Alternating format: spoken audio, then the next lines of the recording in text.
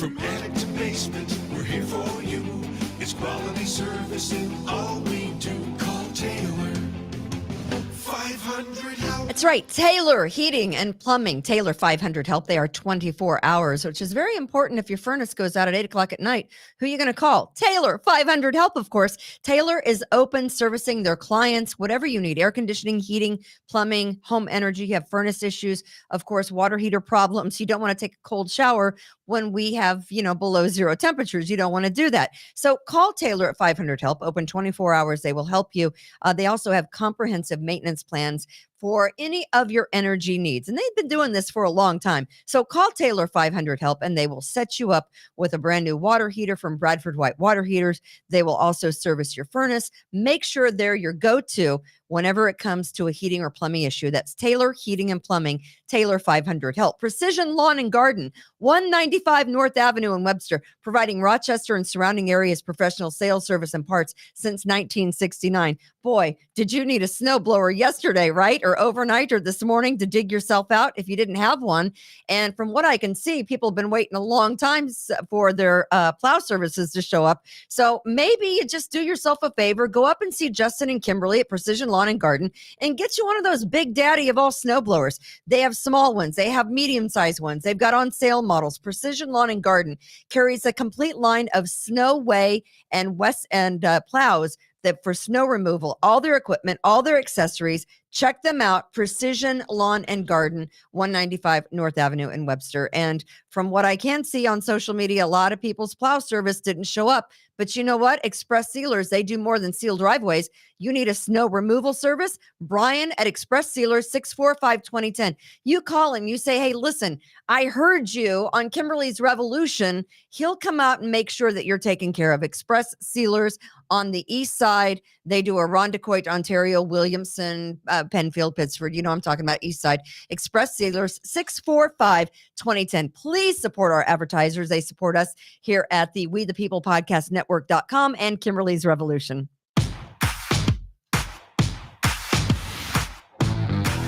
Live from snowy Irondequoit, New York. She survived the storm. I did. She's still here to talk about stuff. It's Kimberly Ray. I am here to talk about stuff. Hey, I am Kimberly. It is Kimberly's Revolution. It is Tuesday. And we survived the mega storm. The streets are clear. I got to Irondequoit with no problem. So we are here. Check out our website, WeThePeoplePodcastNetwork.com. We are glad to have you along for today's ride. Just Tom is not here with me. Just Tom is out on an inner tube somewhere in the Mediterranean on a cruise ship. Because where do you want to be in the middle of a COVID surge? On a cruise ship, no less. So sitting in with me today, which I always love, is a very good friend of mine going back to kindergarten and elementary school at Buckner Elementary in Buckner, Missouri, is my good friend, author, screenwriter, and man of many talents and much, much knowledge, is Brian Peterson. And he joins us all the way from Lee Summit, Missouri. And there he is. There's Brian. How are you? Thank you. Thank you, Kimberly. I'm happy to be here. I was until I found out where Tom is. Now I'm starting to think I got the short straw here.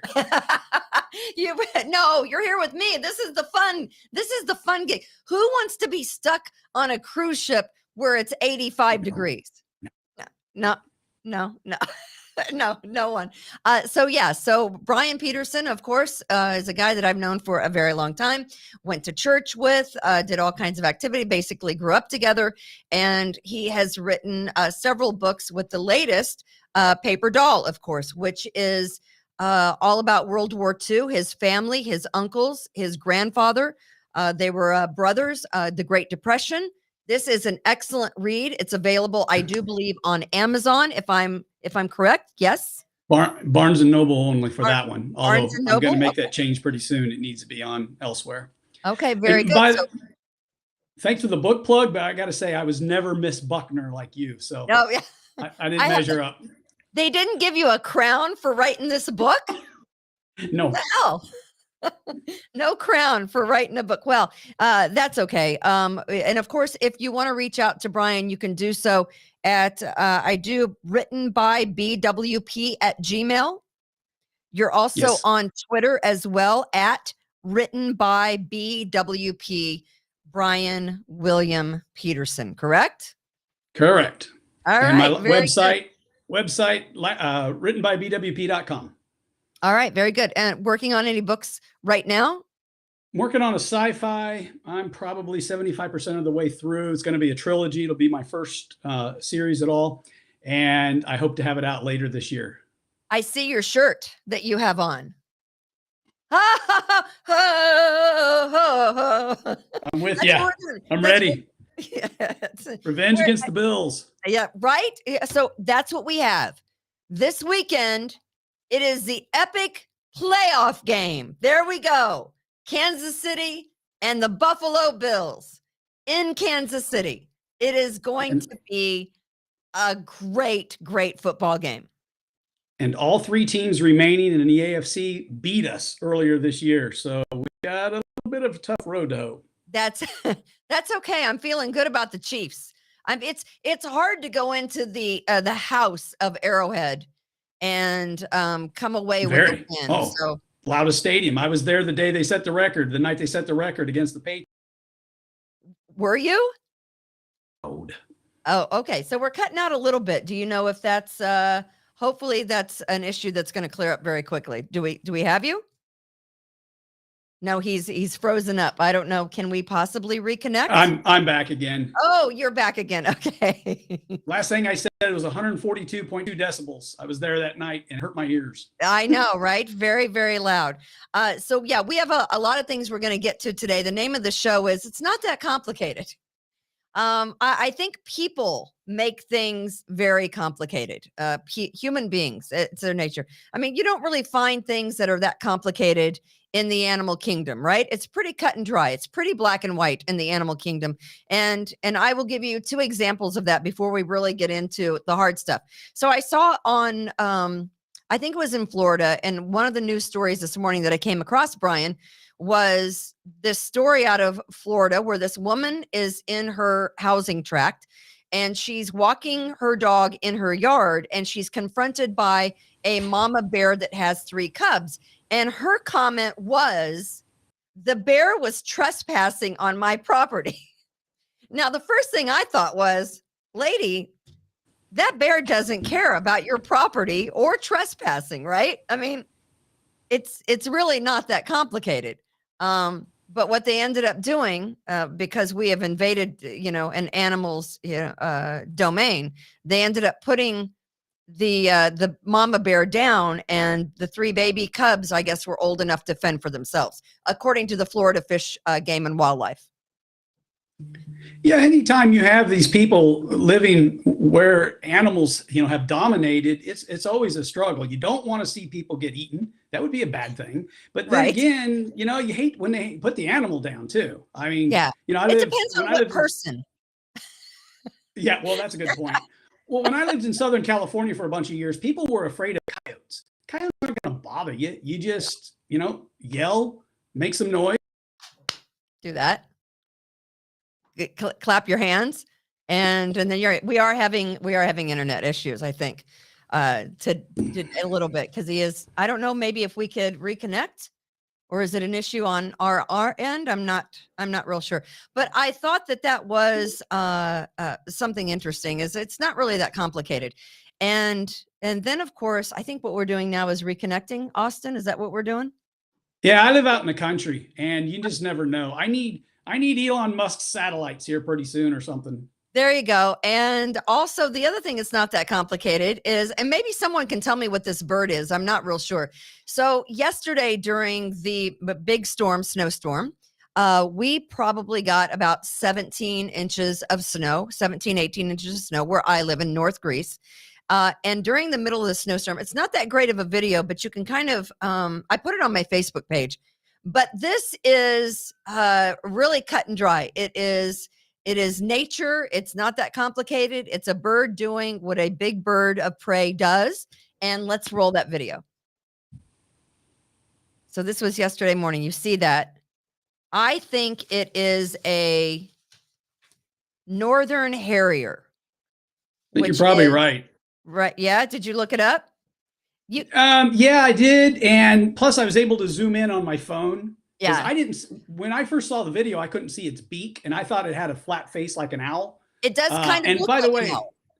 go Predator. All right. I'm glad it got him a squirrel. Got a squirrel. The squirrel, sadly to say, did not survive. If you saw that video there, you did see the squirrel that's in the pool cover right there. But they say the Northern Harrier is the only harrier species in North America, and it is partial to this region of northwestern New York. And its face does look like an owl. So you really weren't that far off.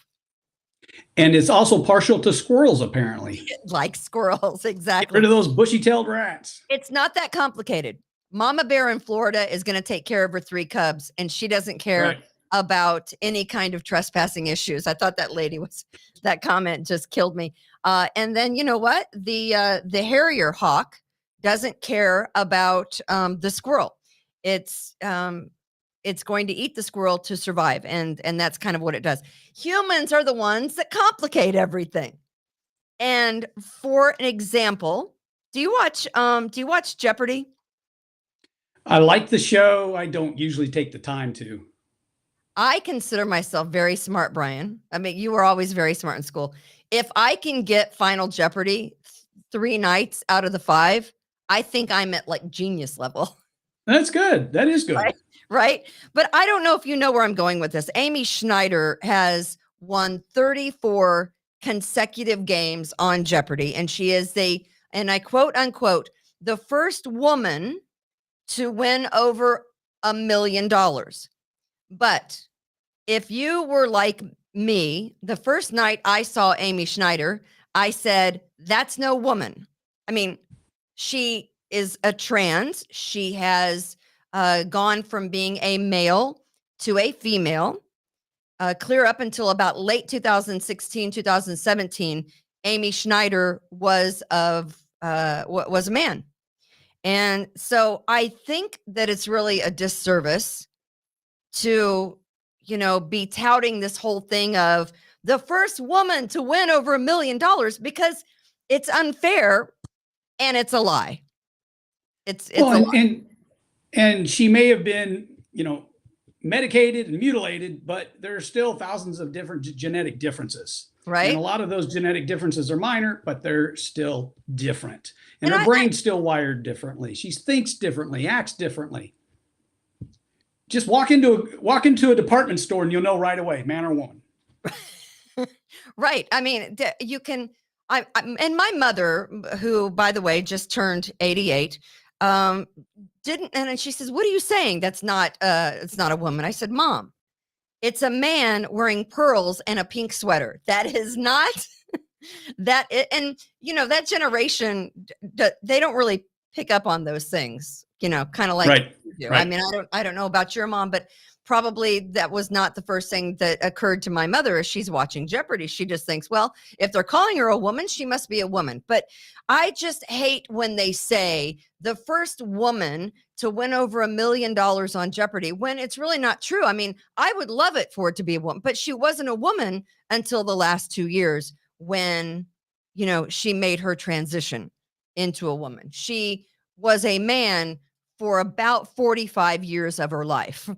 Right. Well, and it wouldn't make a difference either way if it was a man or a woman, except that they just have to make a political point about it. Right. Right. Exactly. I mean, I don't see why. I mean, you have to, to say things like that. Like, for example, the trans swimmer at the University of Pennsylvania. That's different. Now we're in a whole other category. Right? And we know men and women's brains are wired differently. We know there are female geniuses and male geniuses. But what we also know is that males are generally 99% of the time bigger, faster, stronger than a female, whether it comes to swimming, racing, weightlifting. Their bodies have the ability. They're stronger. right? I'm not a very big guy, but that swimmer had broader shoulders than me. I can tell you that right now. And stands And almost a head taller than most of the female swimmers on his the team. yeah, the physical advantages are amazing, and that's why it's causing such a mess with not just the NCAA, but in high schools, where these girls don't have a chance. These girls have been working hard. These girls have been putting in their time, just like the boys do. Right. And then they've got to go up against someone, and it's an unfair competitive advantage. And when we want to play semantics and say, oh, well, she's a girl too. Well, yeah, only in a couple ways, not in a whole bunch of other ways, including what counts in sports is that Right. strength, that stamina. You pointed out earlier to me on the phone earlier when we were discussing today's show, there was a John. And by the way, no one wants to bring up these things. No one wants to bring up the fact that Right. Amy Schneider on Jeopardy isn't really the first woman to win over $1 million, because you will just get killed on social media. They will want to erase you from the earth. And it's the same with this swimmer who transitioned from a male, and by the way, as a male, also swimming very well in competition, but then transitioned into a woman and beat the other fastest girl on the team by 38 seconds. And I don't know if you're familiar, but time wise, That's amazing. 38 seconds is a long time, right? Yeah. 38 seconds is a long time in radio or podcasting or in athletic events. 38 seconds is like an eternity if you don't really realize. Especially in sports, and especially in time sports. Right, I mean, exactly. you see a lot of races won by, tenths of a second, hundredths of a second. Right. Yeah. Time Yeah, is everything. 38 seconds. 38 seconds. Wow. 38 seconds. And I bring this up because Michael Phelps, the winningest Olympian in history, has spoken out on his thoughts. And I was waiting for this moment for someone to ask Michael Phelps what he thought about this University of Penn swimmer and the thoughts on transitioning and now just setting all kinds of records as a woman, when we know for a fact he just transitioned in the last year and a half, which means that he spent 19 years of his life building up his body, and his shoulders and his arms are longer, and his legs and hands are, I mean, he's built like a swimmer, kind of like Michael Phelps, who is, one of these guys that you look at and we're like, man, who made this guy? And in most cases I've read about, he's still going to have a higher testosterone level as well, not to mention the muscle mass, which is a really big deal here. I do have the portion of the interview with Michael Phelps and with the woman who's interviewing him, Christina Amanpour, who used to be a great, on location all across the world in all kinds of conflicts. I mean, she was the go-to girl, Christina Amanpour, and she sits down with Michael Phelps, and finally, at the end of the interview, it's a 16-minute and 53-second interview. The last question she asked him is about the transitioning swimmer. And I thought, of all of the interviewers, I mean, she is hardcore, hard hitting. Why did she wait till the end? I'm not sure about that, but let's listen to the interview where Michael Phelps addresses this.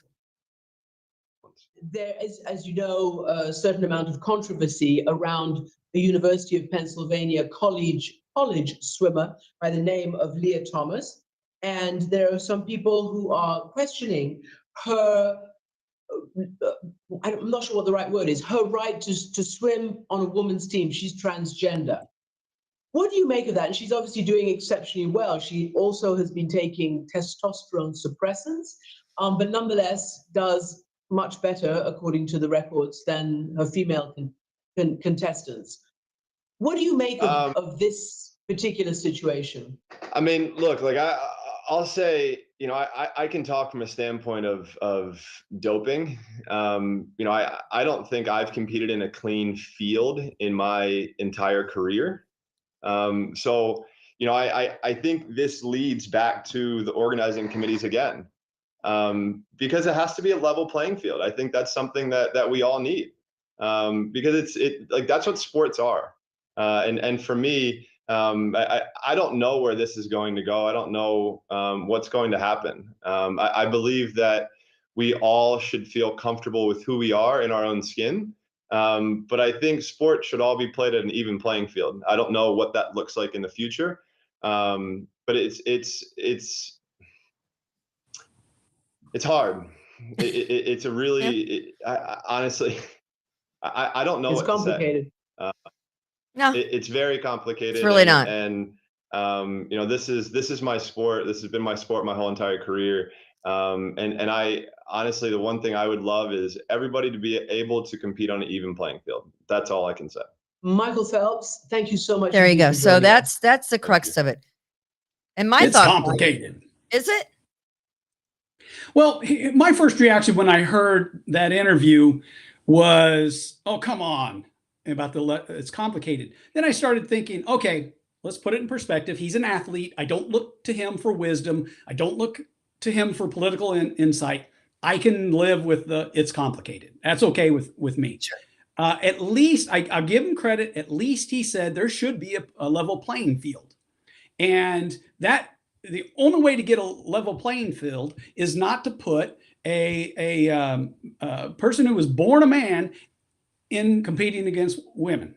Yes. That's the only way. You can't change the DNA. You can medicate. You can cut them up, but you can't change the DNA. And so I'll give him credit for saying that. And by the way, just so you know, Christiane Amanpour, yeah, you're right. She was a good reporter a long time ago. Yeah. But when CNN took that left wing turn, so did she. She's she's a lot different than you remember her.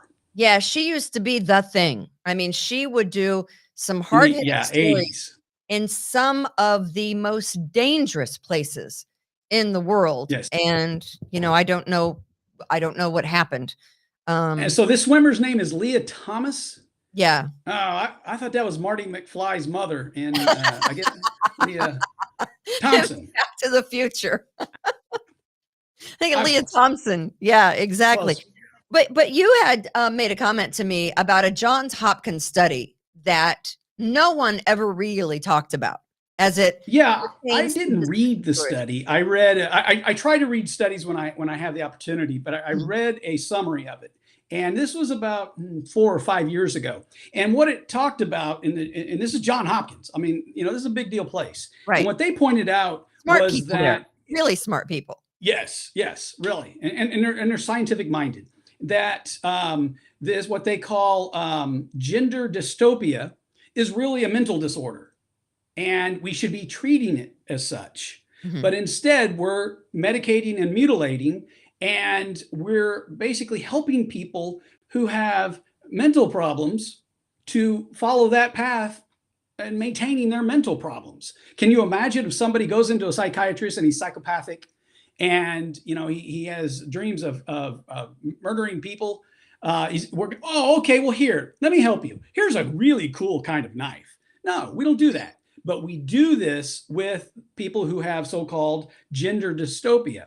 And so we're not treating the problem. Well, what the media did was they said to themselves collectively, we can't really go after Johns Hopkins. They've got too good of a reputation. So we'll just ignore the scientific survey. Yeah. And so that's what they did. They just refused to report on it. And that's how it went away. Yeah. So if you don't talk about it, then it never hits mainstream media. And Right. I think really that has been the MO of the mainstream media for a long time. If we just ignore it, like the Hunter Biden situation, if we don't talk about it or give it credence, it'll just go away. And then I've noticed on a lot of different issues politically that you can then find somebody will say, oh, that never happened. Remember the Hunter Biden stuff? Oh, that wasn't true. I was, we'll get to Biden later, but I was researching a speech, read a Jimmy Carter speech earlier. And then I found a story saying that how it was a positive speech. This particular speech was incredibly negative. And so there's always going to be something on the internet that says the opposite of what you see in front of you. And that's what they've done on this subject of gender dystopia. Yeah, it's basically the same thing. And I always said, and when I heard that Michael Phelps interview, I'm like, but it's not that complicated. And that really is, Right. that's Definitely. all I could think of today is it's really not that complicated. Like, I guess that basically, have you been following that tennis player, Novak Djokovic? I think A he's little bit, not so much over the weekend, but yeah. Right. Australia's I mean, they've been back gone and forth. bonkers. Is he going to play tennis in Australia? Is he not going to play tennis in Australia? He's unvaccinated. He refuses to get the vaccination. So here is a guy whose career is on the verge of being derailed because he's unvaccinated. We thought we held, something, very, very important like our bodies, to be, the number one thing that we should, be caring about. What you put in your body, my choice, that kind of thing. But here's a guy who left $3.3 million on the table because Australia said, we're not going to allow you to stay here and play tennis. He was blocked because of his vaccination status, which also here in the state of New York basically came down to a lot of medical workers, medical personnel, that under the new governor, you weren't going to work without a vaccination. And yeah, so we could go 10 different directions here because, well, first of all, the mantra, my body, my choice, has to fit the narrative for it to apply. That's true. Doesn't fit the right narrative. Right. And as far as the tennis player, I can't pronounce his name. I think he's Serbian. I could be wrong. Yeah. There have been a number of athletes, and here is something odd to me. I haven't seen this in the stories about him. There have been a number of athletes, particularly European soccer players, who have had their careers ended because of what the vaccine has done to them. And you can make all this statements you want about how it's very few people percentage-wise. The fact is, even when it's a 1%, let's go talk to that 1%. There have been athletes who I just read the other day about an Olympic hopeful who her career's over because she got the vax and it damaged her. And see, it's so important, but you never hear about stuff like that. They never want to talk about it. That's never a focus of any of the stories.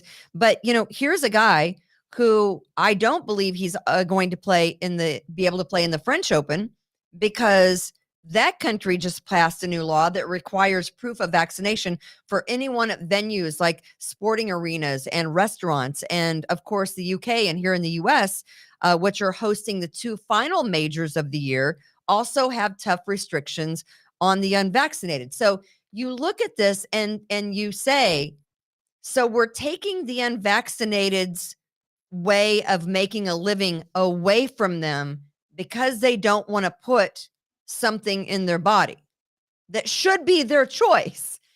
We're not going to just restrict them from restaurants or getting on a bus or an airplane or getting into another country. We're going to restrict them from making money to support their family because now a brand, it's called Lacoste. It's a clothing brand. I don't know if you're familiar, Brian, but they said they're going to review the events of Novak Djokovic and make a decision on whether or not to yank him as a sponsor. And that's another thing that kills me about this. Everything you just named is happening. Trying to stop people. It's like some crazy world, right? Yeah, from pursuing their livelihoods, okay? And then at the same time, the left is telling us, oh, but this isn't a loss of liberty. We're protecting you. This is patriotic. Didn't Biden say this is the patriotic thing to do? Well, Biden says a lot of stupid things. Sure. Yeah, Jimmy Carter told us it was the patriotic thing to do to turn our thermostats down. You can make patriotism whatever you want, apparently. And so these people are losing liberties. They're losing the ability to do what they want to do. And then they're told, oh, you're not losing liberty. You just need to get this shot and you'll be okay. You'll be fine. What if I don't want to get the shot? Well, then you don't get to feed your family. You don't get to feed your family. You don't get to pay your mortgage or your rent. You don't get to pay your electric bill. So your family is going to freeze. I mean, Greece, beginning this coming Sunday, unvaccinated people in Greece will have to pay a monthly fine of $57 for not getting the vaccination. Is this your Greece or the world's Greece? It's the world's Greece. Oh, okay. I didn't know it was Greece. Not North Greece. New York. Not my Greece, but the world Greece. And in Canada, in Quebec, they announced last week that unvaccinated adults will soon have to pay also a financial penalty. So what they're doing now, if you're not vaccinated, they're just going to fine you in some of these countries. And again, something that we thought was wacky and never could have happened in a million years is happening. Oh, yeah. Just think what we were like February 2020. None of this crossed our minds. Nothing. And, it's just like there's a lot of talk about, occasionally you hear about inserting chips in people. Well, no, we insert chips in dogs in case they run off, Right. And so now I don't remember, was it Denmark? It might have been Denmark. That is, don't quote me on that. One of those countries is talking about inserting chips in the populace who are vaccinated. That is insanity. It is. I mean, that's like cuckoo world, right? But it's happening.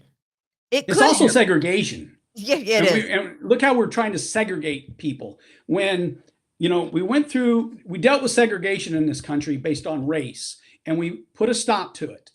And now we're talking about segregation for other reasons. Right. And it's supposed to be okay. We're supposed to accept this. It makes no sense. 100%. If you're wondering who my guest is, it is my childhood friend, Brian Peterson. He is an author, a screenwriter, a man of many talents, and he is joining me from Missouri today, Kansas City, as a matter of fact.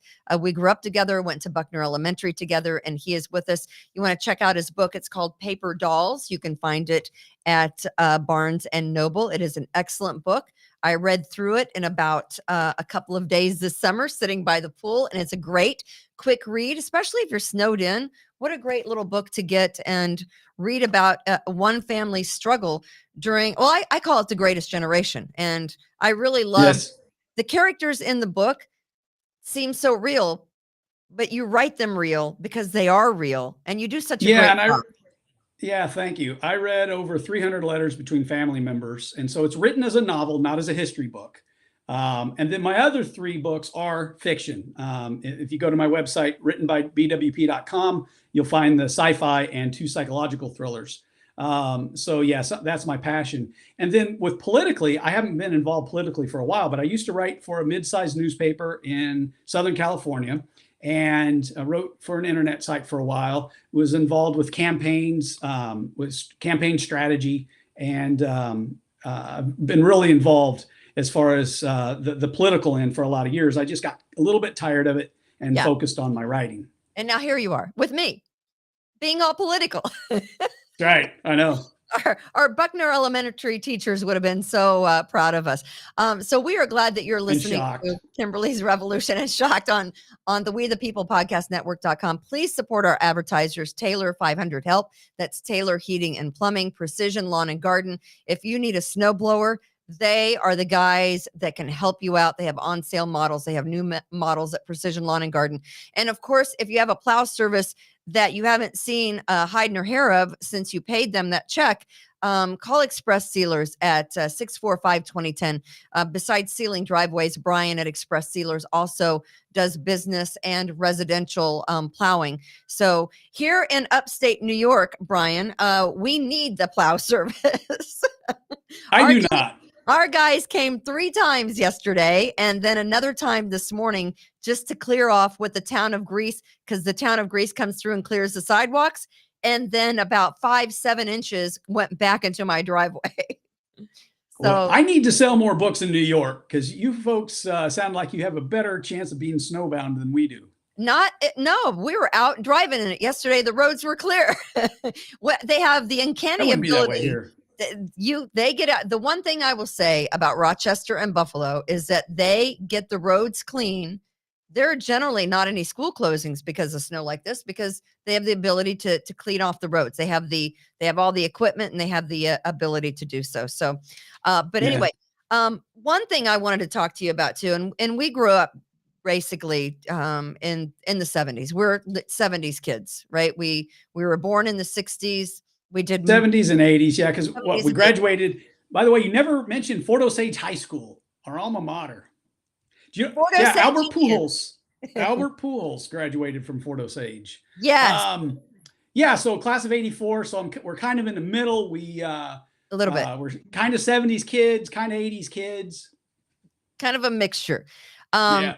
And when they said last Friday, or maybe it was Thursday, I can't remember, inflation is skyrocketing. Consumer prices, the biggest jump in 40 years. And I'm thinking 40 years.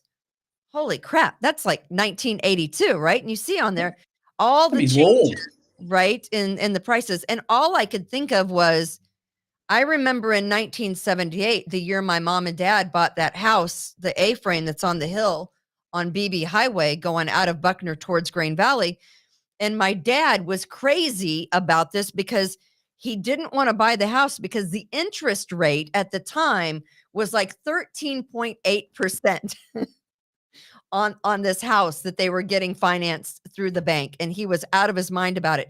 But all I can think about now and compare the two is how similar this Biden presidency is looking like a Carter presidency. Oh my gosh, is that not the truth? So I made a little list. You made a and list. I made a list because in 1978, you and I were 12 years old, going to turn 13 at the end of the year. Right. I was already into politics, so I was paying attention closely. And so 78, you said 14.8%. Well, it ended up under Carter, I think it was been in 1980, getting to over 20%. So we Crazy. had, under Carter, we had over 20% inflation. We had, interest rates. Inflation was double digits. Unemployment was double digits. So it was bad. And at least, on American standards, Venezuela, 7,000% in inflation. Yeah, they'll take it. But for the United States, no, we're not used to that. So I started comparing Carter in 78 to Biden today. You ready to go there? I'm ready. I don't think you are. I'm not. ready.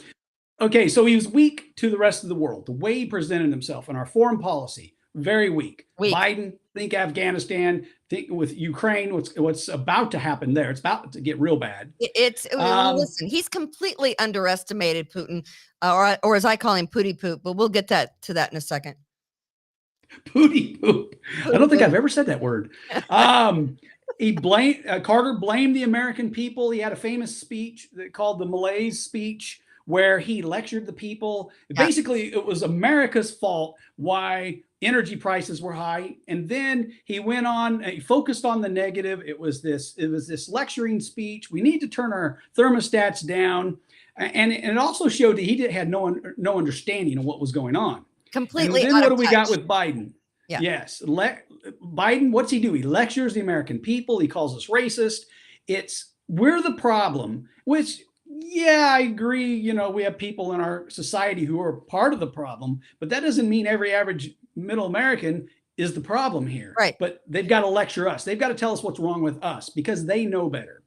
Carter was ideological, much more ideological, by the way, than we knew at the time. It wasn't until he got out of office we started realizing how far left he was. He started supporting the Sandinistas in Nicaragua and speaking against Israel and the Jews there. Biden was pragmatic. He was known to be pragmatic during his career, but he's now, since he's president, all of a sudden he's this ideologue. Yeah. They were both controlled. Carter, there's a story that a guy, an influential person went to Carter and said, "Hey, I've got a list of people I'd like to see you consider for cabinet positions." And Carter said, very sadly, "I'm sorry, this is out of my control." I don't know if that's true. We don't have proof, but that is something that is the same with Biden. Biden says, I'm not supposed to answer these questions. Well, gee, Kimberly, I'm not supposed to be here even. Right. What the heck? I mean, Who's why controlling can't you, you know? why can't he ask questions? Why can't he answer questions? Why can't he be in front of the media? But again, I think as you mentioned, Carter was being controlled, and Biden is being controlled. Big, and I'll tell you why. I have a little clip I want you to listen to. Now, you pointed out this was getting huge airplay yesterday, and I tweeted this out because it was Martin Luther King Jr. Day yesterday. It was a holiday for many people. Schools were out of session. But as you pointed out, this is not something new, he said. This is Right. something that came, what he said, months ago, right? But the media, again, did what? June 2020 is my understanding. And my understanding is during the campaign, and it was in June 2020. But it just, didn't get play. Didn't get played because why? It would make Biden look bad. Right. It's very scary how this is done. Can we roll that Biden video, Austin? But even Dr. King's assassination did not have the worldwide impact that George Floyd's death did. What? That's astonishing. A criminal, an addict. I mean, George Floyd didn't have a message. King had a message. Why didn't Floyd have a message? Because he was too busy on drugs and committing crimes. Come on. Passing bad checks or passing, phony money. I mean, you can't, I got to hear that again, Austin. Can you? But even Dr. King's assassination did not have the worldwide impact that George Floyd's death did. And if you listen to that closely, there's somebody going, So he's not the only insane person in the room.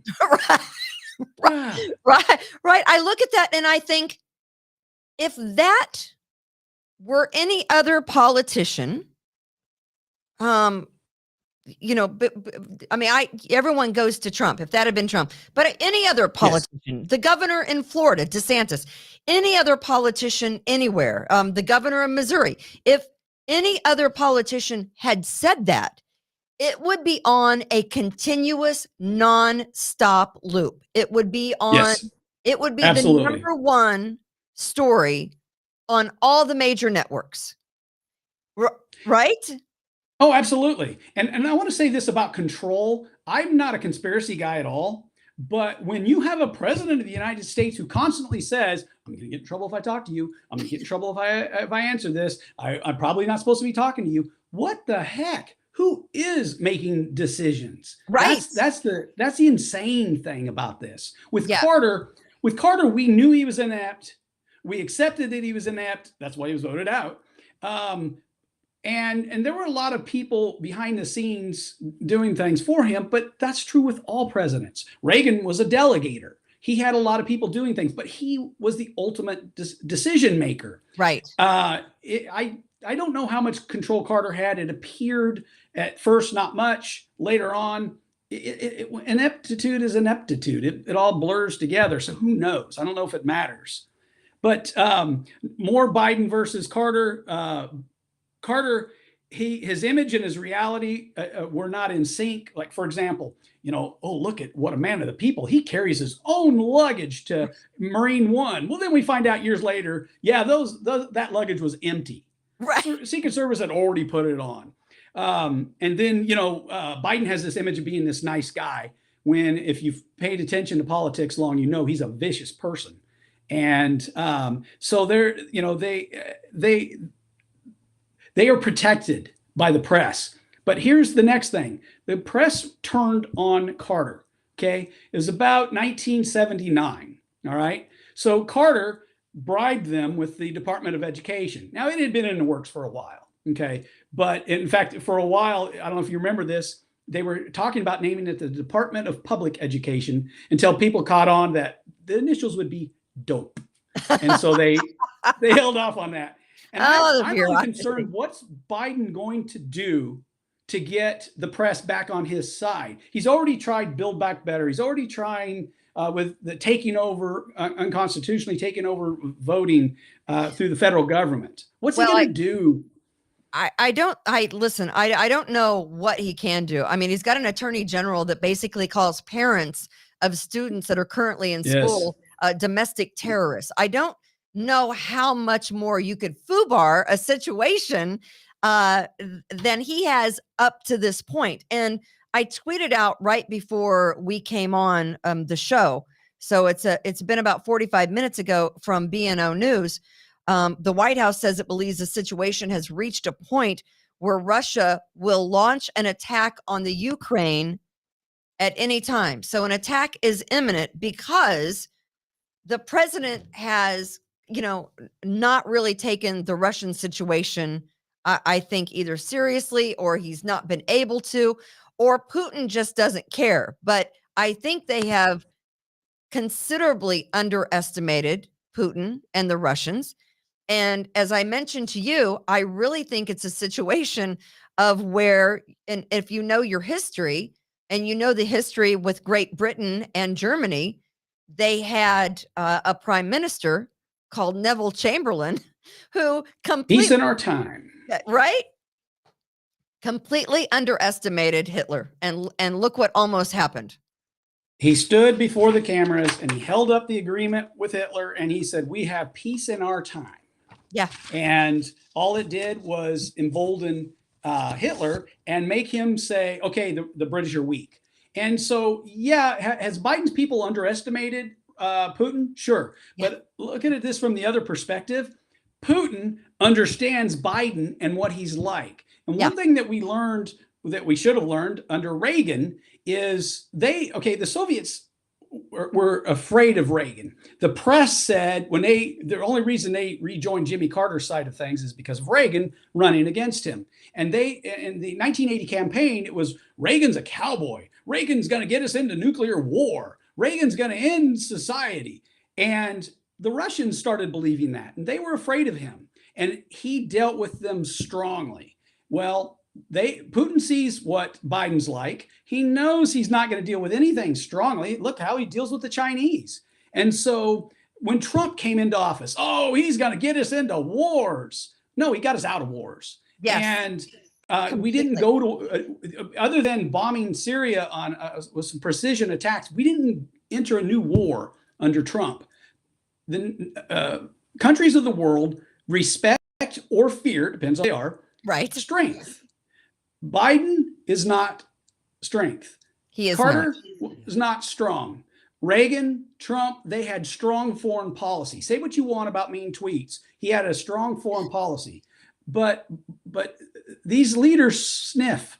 They smell. They get it. They've been in politics. They understand diplomacy, and they sniff weakness. And that's what Putin smells right now. They can smell it from a mile away. Right. And as I said earlier, the name of the show today, it's not that complicated. It's really not that complicated. You have to put Putin in his place. It's too late to do that now. I mean, can you imagine if you have family that's living along the border in the Ukraine, and here they are amassing troops and they're ready to attack it at any moment? And believe me, I mean, Putin's not going to be happy with just the Ukraine. I mean, it's, there are several countries right now that are pushing back against Russia. They don't stand a chance. Right. And one thing that you'll hear in the press is, well, Senator so-and-so, what would you do? Because, you disagree with Biden. Well, it's too late for that. It's an entire attitude, a policy, an approach. And you wouldn't have had, President Kimberly would not have had that approach. Therefore, you wouldn't be in this situation right now. Right. Exactly. 100%. Some other things I wanted to get to before I just made you president. Our show. I love that. You made me president. God help us all. I'll go with that. Exactly. Were you a fan of Betty White? My mother watches the Golden Girl reruns like crazy. I didn't have anything against her, but I also wasn't a big fan. I thought she was a cool lady, but I didn't pay attention much to that kind of thing. Yeah, it's not my deal. It's not really in you. It's not your demo kind of thing.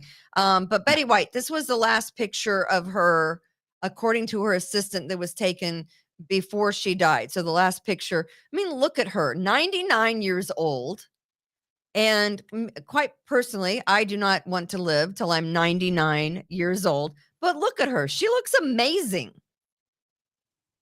I mean, She looks like a lot of people in their 70s. doesn't she? Yes. Yeah. I mean, that must be good living, I think. That and genetics. Genetic way 100 Yeah, percent. seriously. Yeah. And so I have this video I wanted to show you because I think it's kind of funny of people acting up. This was after did you watch the Dallas game the other night? Yes, I watched part of it. You watched part of it. I saw, I think mostly the fourth quarter. Oh, did you? Okay. So basically what happened after the game, Dallas lost. It was kind of a crazy game nonetheless. Dumb play call. But after the game, of course, some people get into it outside of the stadium. And I want you to watch this video and tell me what you notice.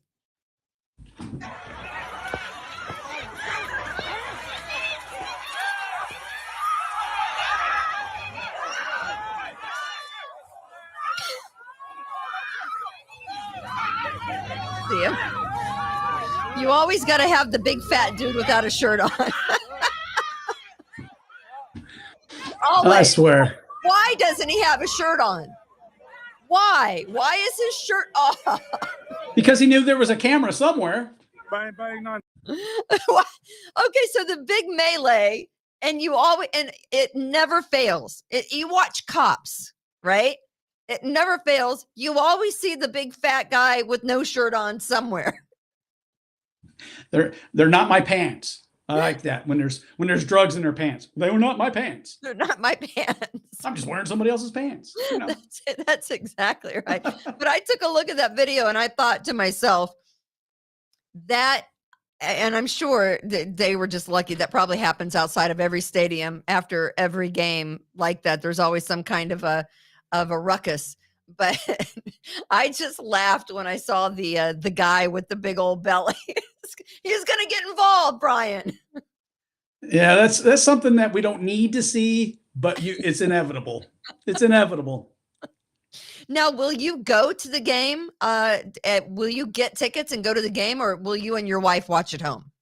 Watch at home. I enjoy going to the stadium, but Chiefs fans stand much of the game, Yes. and my wife's back can't take that. Oh, I see. So usually I go with other people when I go, but I get too uptight. I'm much calmer than I used to be, but I prefer to watch the Chiefs alone. And a couple of my cousins, whom you know, we text during the game, but that's about it. I want to focus only on the game, and I don't like to talk or anything. It's like I'm too into it, you know. Yeah, but right. I am calm. I'm a lot quieter than I used to be. I used to be kind of bad. We thought about buying tickets and flying in for the game until we looked at airline prices. Oh yeah, And the airline prices. That's worse than the tickets. Oh, I can't. Well, the tickets were going to cost us $300 a piece. So I would have thought more than that. I was okay with $300 a piece for the tickets. So we bought the tickets before the game was even over. And then I had booked a hotel there in Independence. And then we started looking at flights. And for the two of us, so we were looking when it was all said and done, it was going to be probably about a $3,000, endeavor to come in for one or two games. We'd probably have to Uber around. We would, have to get It's food. cheaper on TV. What's that? It's cheaper on TV. It's so much cheaper on TV. And could you wear a mask on an airplane? Because you're even more hardcore on masks than me, and I'm pretty hardcore. I am. And you have to wear a mask on an airplane. Otherwise, you end up in a brawl, and a fat guy loses his shirt. I know, right? I have flown since this whole thing in August. We flew down to Charleston. I did wear a mask. As soon as I got off the plane, the mask came off. Oh no, you're supposed to keep it on and drive alone in your car with it on. Like I just saw somebody. I know, right? Or just be walking by yourself outside and have your mask on. The coolest thing I've seen in a while. I was down in Florida, and it was a college town, Gainesville, and there was a light rain, and this gal's out jogging in a light rain with a mask on. And so first of all, you're by yourself outside. Second of all, it's raining. What do you think's happening to that cloth mask? Idiot. Yeah. 100%.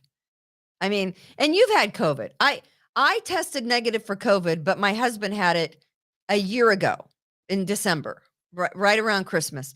And my daughter and I both got whatever it was, like a cold, but we both tested negative, even though he tested positive. I don't know how that worked out, but you did have a cold, right? Pretty bad. Yeah. It took me 3.5 months to recover because I got pneumonia, incredibly weak. I don't remember all the symptoms, smell, of course, taste, all that. Right. But the biggest deal was the pneumonia. And my wife was the same as me across the board. We had a bunch of symptoms, but she got blood clots in her lungs. And the doctor, word for word, was, "You damn near died." And as my wife is in the hospital for 6 days, and she's a long haul COVID patient. She's still, it made her an instant diabetic. Wow. Damaged her kidney. She has a stage 3A kidney disease. So it was a big bad deal, and she still has effects. What a great But Chinese chemical weapon, right? yeah, and What a great Chinese chemical weapon. A lot of people we know, we don't know where we got it, but a lot of people we know had mild symptoms, and this is back with Alpha, Before a and- shot was even available. Right, exactly. And so it was a big bad deal that we took seriously. But I also, me, I educated myself against masks a long time ago. I already had N95 masks at my house. But one of the things that you could do at that time was you could go to the OSHA website and you could look up where at OSHA, not CDC, they'd say cloth masks are useless unless you cough or, and you have a cold. Surgical masks are good for keeping the doctor from breathing onto the patient, but you can still get bad come in. N95 keeps it from coming in, but you exhale it. Okay. So this was all on the OSHA website, laid it out. Forget cloth masks. You want N95. Okay. Then comes the CDC. Then comes the politics of Dr. Fauci. Now he's, by the way, warning us there are more variants to come. I'm sure. And so they're the ones who said, "Oh no, you can wear cloth masks," when it's already been scientifically determined that they don't work because of the size of the molecules of the coronavirus. And neither does, the vaccine. I think Israel is now saying even a fourth shot isn't going to keep you from getting one of the variants at some point in time. Then what's the point? And what's the point? And exactly. One last thing about that is that they're saying that, good thing I was vaxxed or I would have got it worse. Well, you can't How do you prove know? that. You can't prove that negative Are because you we know psychic? so many people who got alpha, only minor symptoms. And that's really what I think my daughter and I had at one point. I mean, we don't even know because again, we tested negative, but still, it's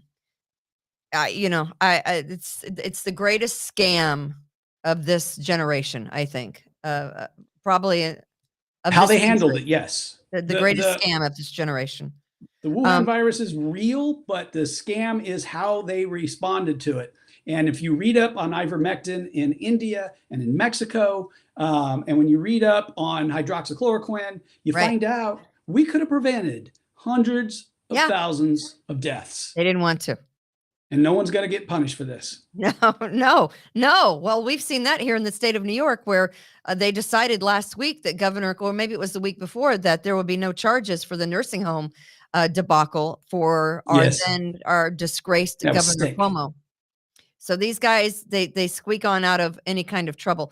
I know you're very happy there in Kansas City, but as of course we do realty here at the We the People Podcast Network.com. In fact, our realty office is downstairs, Revere Realty, and we help people buy and sell their homes, of course. And I always think it's interesting. I try to bring up one little real estate. How long have you owned your house there in Kansas City? 15 years. 15 years. And our housing situations, prices, as crazy there as they are here in the state of New York? maybe not technically as crazy, but still stupid crazy. Yes. Yeah. So you can buy your own private island 30 minutes from downtown New York City if you have about 4.9 million to burn. You got that right in your pocket somewhere? Yeah, I'm looking for my wallet. See if I got that laying around. It's a New Rochelle community called Premium Point. Let's show the picture of that, Austin, if we could. This is quite a doozy of a house. Look at that. I'll take it. You'll take it, right? 6 bedrooms, 6 bathrooms, and a pool, as well as access to a private beach for a measly, and you could probably negotiate with them, $4.9 million. There's the kitchen. Look at that. Beautiful. Beautiful. Oh yeah, if I show that to my wife, then we might look at it. Is she Now, if you cook take in the family? 4 away and you just keep it at 0.9, Yeah. I don't think I can afford it still. Hey, I just wanted to say thank you for joining me today. You have been a real treat, Brian, and I I enjoy it. of course, Tom and his wife are out on some cruise somewhere in the ocean, but you have been fantastic today to come on and kind of share Thanks your for thoughts. having me. Yeah. I enjoy it. I appreciate the way that you've plugged my novel. course. Troy Elder said hello. And Troy? yeah. But no, I really appreciate you and I enjoyed this. And yeah, when Chad comes back tomorrow and harasses you like crazy and interrupts Yes. you all the time, you'll Yes. appreciate me more. Of course. Of course. So yeah, Troy Elder, it's another Buckner kid, isn't he? Yep. Yeah. Younger than us. Yes, 1 year younger. He Oh, is by pretty 1 much year. my longest friend. Yeah, oldest friend. Yeah. Is that right? Yeah. Very nice. I know before the show, we were talking about a close friend of ours that we also went to elementary school with, Sean McMahon. I'll be having dinner with him pretty soon. Well, you should. He was my best friend. He was my best friend in grade school. And without a doubt. So the novel is called Paper Dolls. Of course, it's by Brian W. Peterson. It's on Barnes and Noble. You can check Brian out on Twitter at written by BWP. And of course, if you want to email him, writtenbybwp@gmail.com. We thank all of our patriots who are watching today on the We the People Podcast Network.com. We are on YouTube and Apple Podcasts. And if you're watching or listening on either of those two, if you could just subscribe and give us a like, it of course is free. And we thank all of our sponsors, Taylor Heating and Plumbing. It's Taylor 500 Help, Precision Lawn and Garden, and of course, Express Sealers, 645-2010. Please support our advertisers as they support us here on the We the People Podcast Network.com. What's the rest of the afternoon look like for you in Kansas City? 54 degrees. What? 54. You're at 22. I looked at my app. I know it's crazy chilly here on that end, but we won't see you tomorrow as Chad is, unless Chad for some reason can't sit in, and then inevitably you may be pulled in for double duty, Brian. I'll see what I can pull off. Okay, very good. You have a great day, and of course, as Just Tom always says, take care and be kind to others. Justin, is that what he says? Yeah, Justin, I tell you. Is that what he says? All right. We'll be back tomorrow on the We the People Podcast Network.com with Chad and Kimberly's Revolution. From attic to basement, we're here for you. It's quality service in all we do. Call Taylor 500 Help.